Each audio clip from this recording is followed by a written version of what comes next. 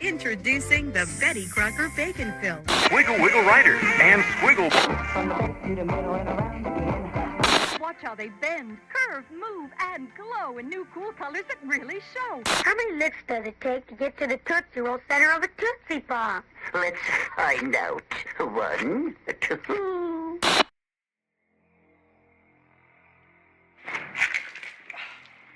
Thank you. Deep underground, in a top-secret research lab, security has been breached.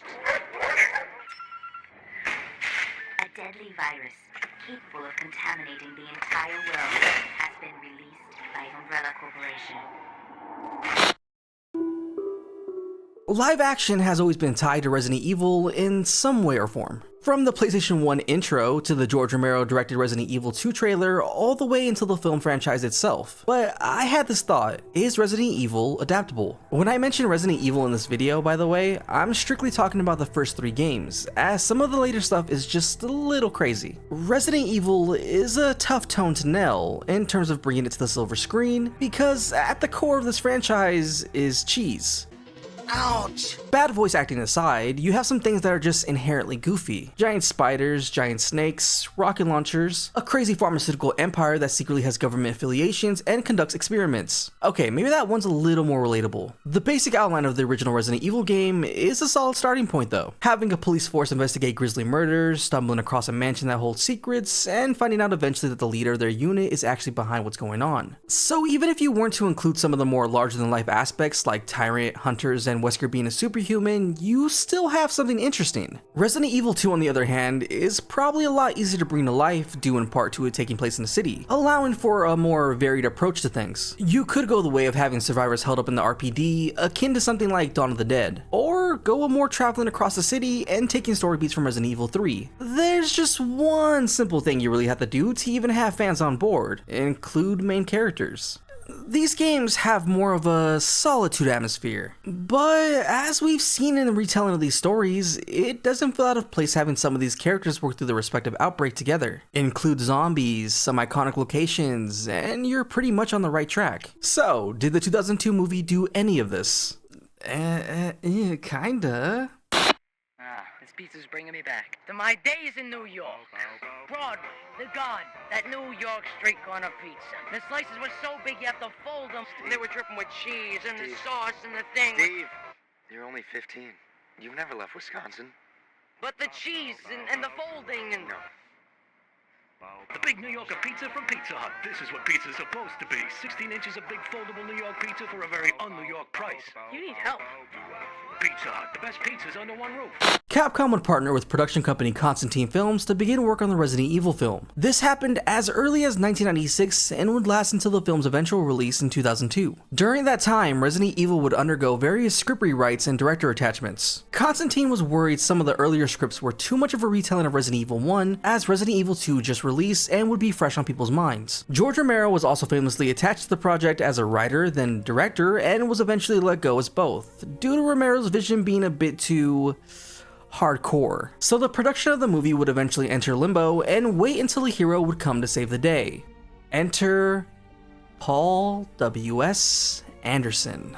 Anderson had already had some notable work done, and the most important of these being another video game franchise, 1995's Mortal Kombat.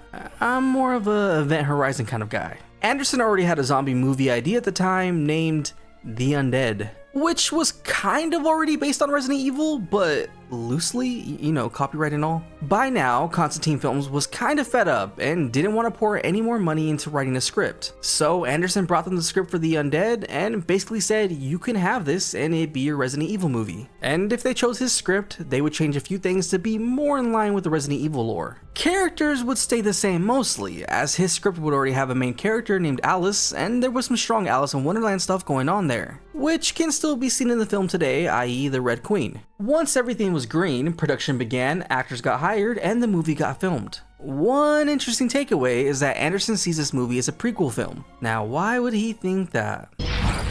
Oh, I'll be honest, for all the times I've seen this film, I've really never noticed this. I took this to mean everything we're about to see has already happened, and Alice waking up at the end is where we're currently in the timeline. But who knows? The movie starts with a zoom into a scientist in a lab giving off a very familiar setting to that one Resident Evil 2 cutscene.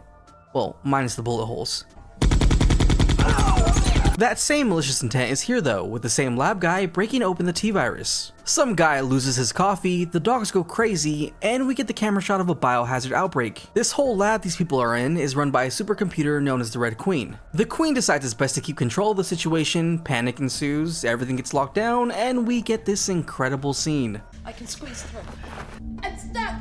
A beheading would tie in nicely to Anderson's original script, seeing how that took inspiration from Alice in Wonderland and all. Our main character, Alice, decides to wake up in a not so comfortable position, but at least she has some very dry hair. We get this shot of the woods where our dream of Alpha Team would show up gets quickly shot down. Then immediately we'll get told our dreams will come true. What a cruel world. Alice explores this giant mansion, but something seems a little off. Everybody that's not Chris shows up alongside the IT crew, and we'll be introduced to our cast of characters. JD, Medic, Warner, Kaplan, Rain, and the captain, James Shade. Honestly, James is kind of a decent guy. Alice, who is recovering from the house's defensive mechanism giving her a sort of amnesia, has some questions, and he answers them. He doesn't play coy or give her an indirect answer, he just straight up tells her. Red Queen is locked onto us. She knows that we're here. Who's the Red Queen?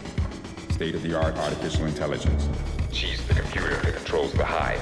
This guy, who definitely isn't Chris, is named Matt, who also has Leon's backstory of being a transferred cop, but that's also not true because he's lying? It's just a little weird. We find out Alice is working for Umbrella and that the mansion is just a huge cover-up for an entrance into what's known as the Hive. It's basically Umbrella HQ.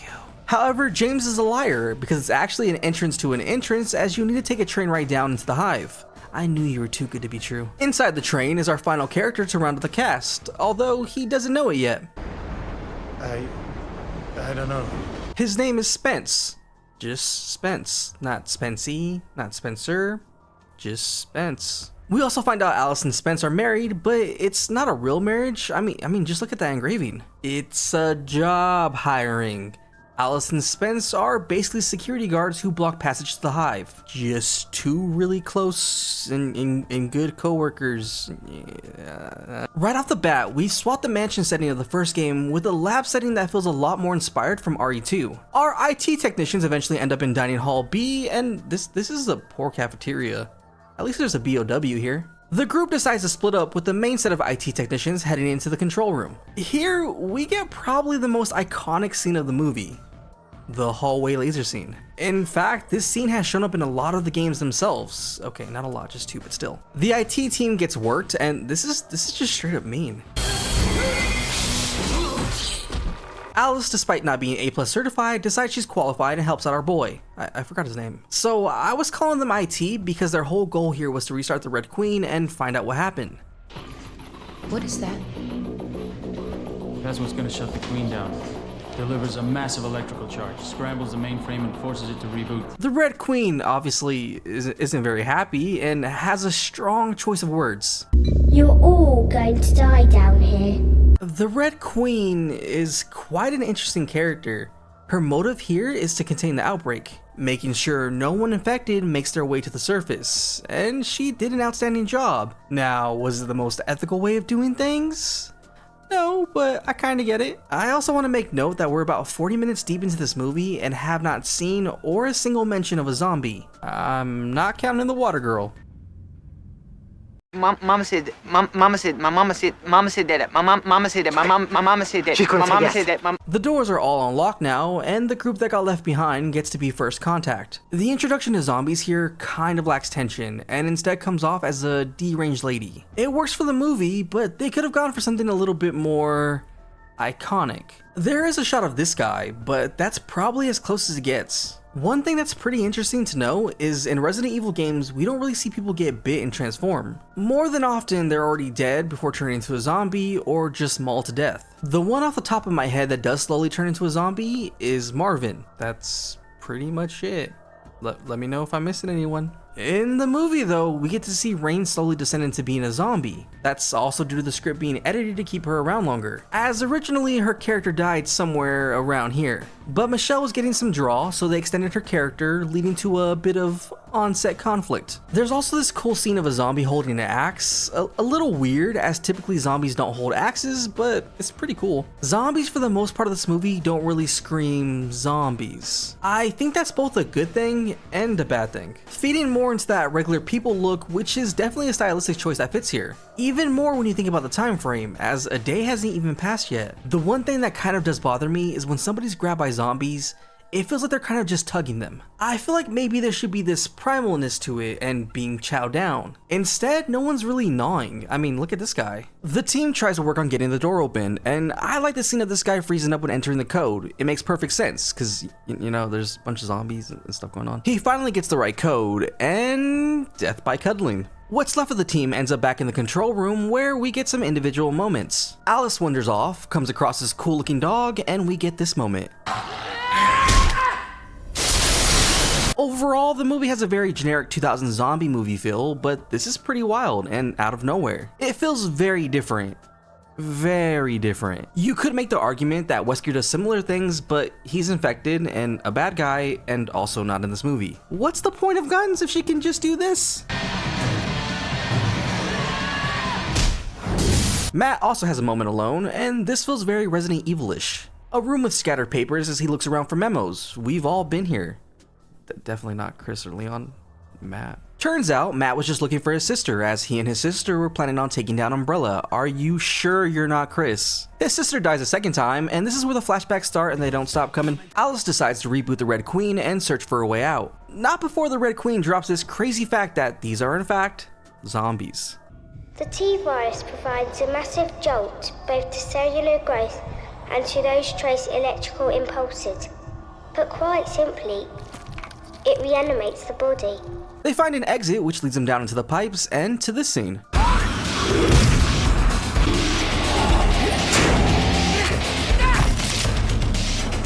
This is just a personal nitpick, but it bothers me a little seeing zombies being punched and kicked as a way to kill them. It just feels a little wrong, like smash their head, sure, but snapping their neck just seems, I don't know, funny. Michelle Rodriguez also gets bitten a lot in this movie, like a lot.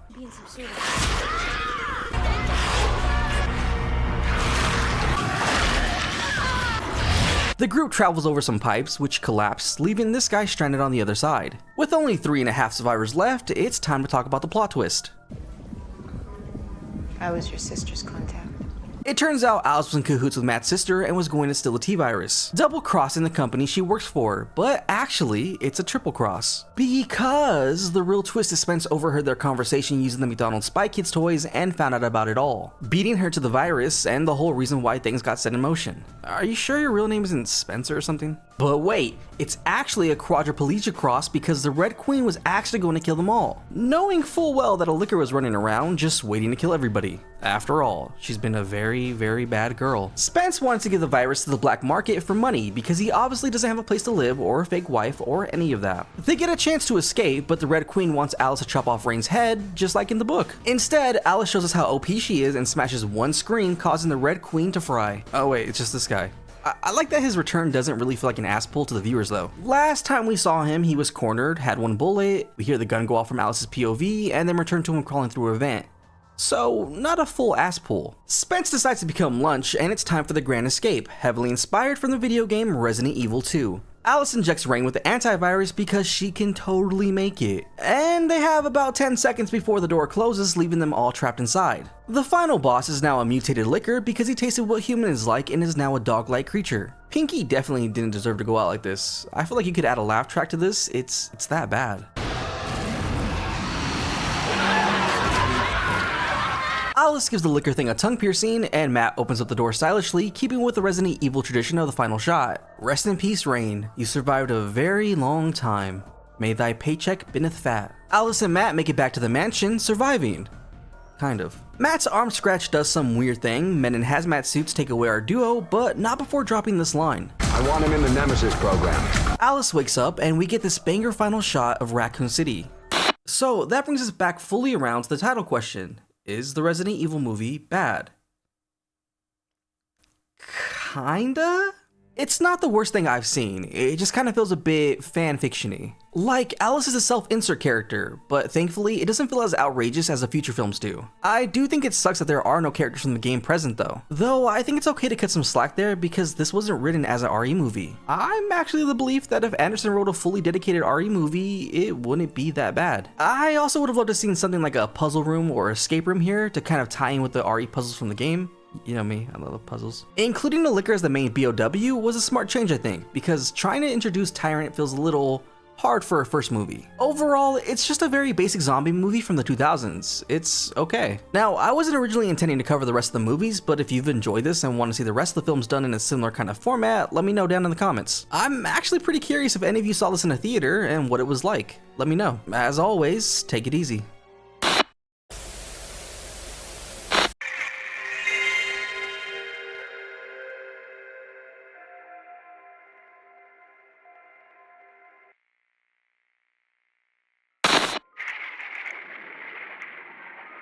The neighborhood. I know a place that's peaceful and quiet. A place where animals play. It's called the forest, but every year we start forest fires. A careless match or cigarette and poof, fire. So the next time you're in the forest, be extra careful, okay? If you knew it was me, would you have listened?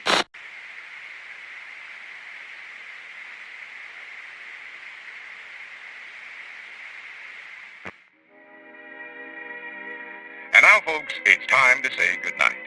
We sincerely appreciate your patronage and hope we've succeeded in bringing you an enjoyable evening